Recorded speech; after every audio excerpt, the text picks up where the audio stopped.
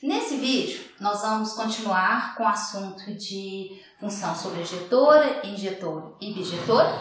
Só que no vídeo anterior, a gente estava falando de diagramas. Agora a gente vai fazer a mesma análise, só que essa análise, para a gente saber se é injetora, sobrejetora ou bijetora, nós vamos fazer com gráfico. Primeiro gráfico, eu quero saber se essa função aqui, já coloquei aqui, né, o que ela é, né? Isso aqui não foi bonito, não, mas eu vou explicar porque que é, finge que vocês não viram, vamos apagar. Se eu estou trabalhando com uma função, com gráfico, e eu quero saber se essa função é sobrejetora, injetora, se for os dois, ela será bijetora, eu vou ter que analisar. Primeiro, vou começar analisando o meu contradomínio e a minha imagem. Quando eu olho o meu contradomínio, tá? Quando eu tenho o meu contradomínio, o que eu vou identificar aqui nesse contradomínio? Deixa eu só passar um branquinho aqui, eu coloquei alguns pontos ali. O que eu tenho nesse contradomínio? Eu tenho que o meu contradomínio, ele está indo do 2, ele estava marcado aqui, não é isso? Até o 6. Então, o que eu acabei de identificar? Que o meu contradomínio é igual à minha imagem. E para eu saber se ela é sobrejetora, é isso que eu preciso. Eu determinei. Agora, o que eu tenho que saber? Se para cada valor do meu domínio, existe apenas um correspondente no contradomínio. Lembra do vídeo anterior? Na hora que a gente estava falando de sobrejetora, a gente estava falando o seguinte. Se eu falo de sobrejetora, não sobra elementos aqui. É o que eu estava analisando. Se eu falo de injetora, a imagem ela tem que ser exclusiva. Cada item do meu domínio tem uma única imagem. Então, agora eu já vi que o meu contradomínio é igual à imagem. Então, eu já sei que ela é sobrejetora. Agora, eu vou analisar que, quando eu vou fazer essa reta aqui, e é lógico que ela é muito estratégica. Por que ela é estratégica? Porque ela está me mostrando que existem dois valores, x1 e x2. Então, está me mostrando isso aqui, ó. Eu tenho x1, eu tenho x2, e todos os dois eu tenho o mesmo valor de y. Ainda até coloquei aqui igual, tá vendo? Em função de x1 vai ser igual em função do x2. Se isso acontece, ela não pode ser injetora.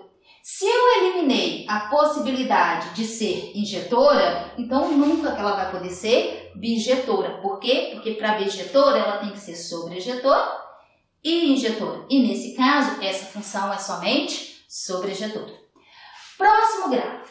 Eu tenho que o meu domínio, ele está vindo do 1 até o 6. Só que quando eu olho o meu gráfico, ele está começando aqui, ó. Existe um pedacinho aqui que sobra. Então, o meu gráfico, ele está fazendo isso aqui. Em termos de diagrama, o que nós estamos mostrando? Nós estamos mostrando que existe uma imagem, existem alguns valores da imagem, um pouquinho, e aqui, não é isso? Então, eu estou mostrando que existem, quando eu falo que sobrou, eu estou falando que existe imagem que não, existe contradomínio que não tem imagem. Então, se isso acontece, ela não pode ser sobrejetora. Por que ela não é sobrejetora? Porque a quantidade de elementos do meu contradomínio é diferente da minha imagem. Se é diferente, então sobrejetora ela já não é. Quando eu falo que ela não é sobrejetora, então impossível ela ser bijetora. Mas ela ainda pode ser o quê? Injetora. Então, de novo, olhei o gráfico, determinei que ela é sobrejetora. Se eu identificar que ela também é injetora, ela vai ser bijetora. Mas ela pode ser somente uma delas, igual esse aqui que foi sobrejetora. Agora, nesse gráfico aqui, eu sei que não é sobrejetora. Por que ela não é sobrejetora? Porque o meu contradomínio está diferente da imagem. Existe um pedacinho que não faz parte do gráfico, tá? Então, ela não é sobrejetora. Mas quando eu faço retas paralelas ao eixo X, o que eu identifico? Que cada X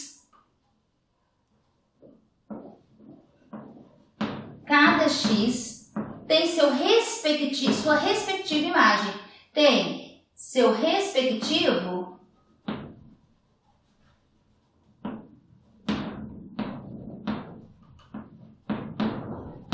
Y. Então, o que eu estou falando? A função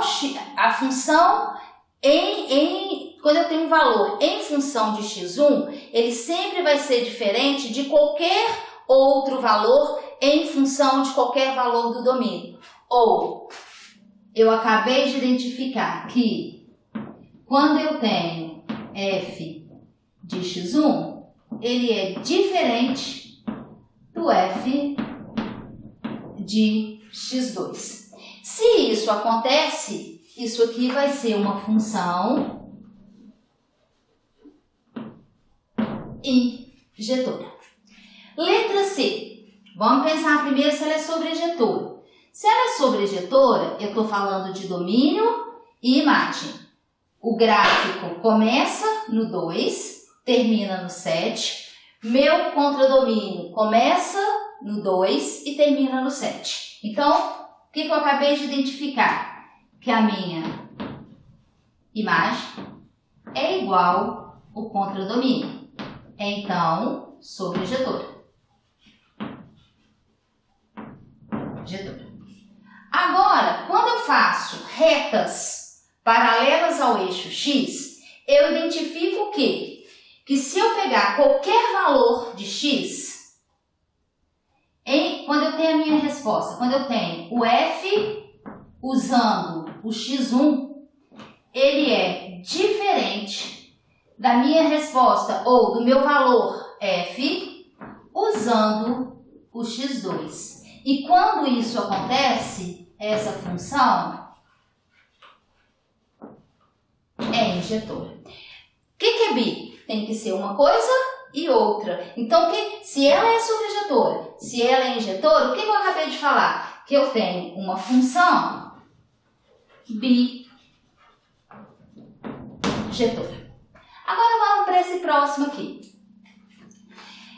Quando eu pego o meu domínio, quando eu pego o meu contradomínio, vou começar aqui também, tá? Quando eu pego o meu contradomínio, ele está começando no 0 e terminando no 8, tá? Eu falei que eu tenho meu contradomínio do 0 até o 8. Quando eu pego a minha imagem,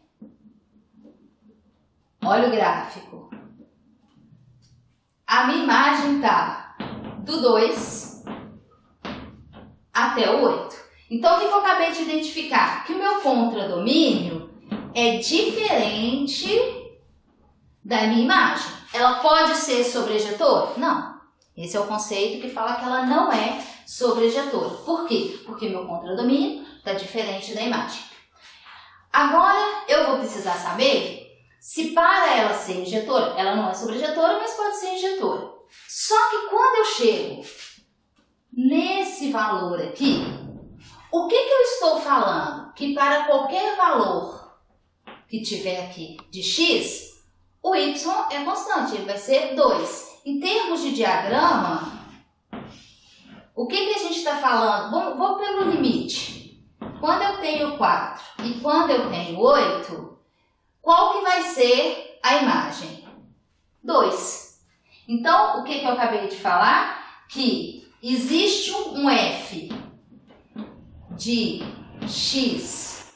Vou pôr o 4 aqui porque ele já tem e fica fácil de guardar. O f de 4, a função quando eu uso meu x igual a 4, é igual, tem como resposta 2, que é a função quando eu uso x8. Isso aqui é um intervalo, tá, gente? Então, qualquer número aqui dentro vai ser isso. Eu estou usando o limite porque se eu identificar que uma parte já não é injetora, não importa quantas outras terá. Então, determinei isso aqui. Então, o que aconteceu? Eu tenho um exemplo de um gráfico que não é, essa função não é sobrejetora, e essa função não é injetora. Então, o que a gente teve com esses exemplos aqui? Nós vimos que, quando eu estou analisando um gráfico, eu posso concluir que uma função é somente bijetora, uma função é somente sobrejetora, ou ela pode ser somente injetora, ela pode ser bijetora, ou ela pode ser nem bijetora, nem sobrejetora. Quando eu falei da função sobrejetora, qual que foi a característica? O meu contradomínio, o gráfico todo foi trabalhado em cima do contradomínio. Eu usei todos os termos do intervalo. Se eu usei todos os termos do intervalo, contradomínio igual a imagem, função sobrejetora. Beleza. Vamos para o segundo. Identificamos que ficou um pedacinho aqui que eu não usei. Então, contradomínio diferente de imagem. Não pode mais ser sobrejetora. Mas cada valor de x teve seu respectivo y. Ou, quando eu pego a função e uso o x1, ele é diferente do resultado do x2. Então, se isso acontece, essa função é somente injetora. Nesse caso aqui, comecei também por sobrejetora. Então, a gente viu que esse pedaço aqui foi todo usado. Então, determina o quê? Que a minha imagem é igual ao contradomínio, então essa função é sobrejetora. Quando eu fiz retas paralelas ao eixo do meu domínio, o que eu identifiquei? Que quando eu tenho a função usando o x1, e esse x1 a gente está mostrando aqui para qualquer elemento, tá? Ela é diferente de quando eu uso o x2. Então, ela é o quê? Injetora. Se é sobrejetora e injetora, eu acabei de determinar um gráfico de uma função bijetora. E no último, eu vi que ela pode também não ser nem injetora, nem sobrejetora. Por quê? Identifiquei. Olhei que o meu contradomínio, o meu gráfico, ele está pegando aqui, ó, do 2 até o 8. Mas a minha função está trabalhando com o intervalo do 0 ao 8. Então, eu identifiquei que o meu contradomínio é diferente da minha imagem. Se aconteceu isso, já não é sobrejetora. Se eu tenho, você pode até escrever aqui, ó, não escreve não, não sobrejetora. Depois, eu consegui provar, eu provo que ela também não injetora. Por que ela não é injetora? Porque quando eu olho o meu x4, que é o 4, eu encontro como resposta o meu y, que é o 2, o meu x8 como resposta o y, que é o 2. Então, eu acabei de falar que a imagem não é respectiva. Por quê? Porque o 4 e o 8 apresentam o x. Então, é uma matéria, eu gosto, acho que ela é gostosa, dá para você trabalhar vários conceitos. Espero que vocês tenham gostado. Não esqueçam de curtir o canal e também não esqueçam, se puder, né, lógico, de indicar o canal e dar o curtir, né? Também é importante. Aguardo vocês para o próximo tema.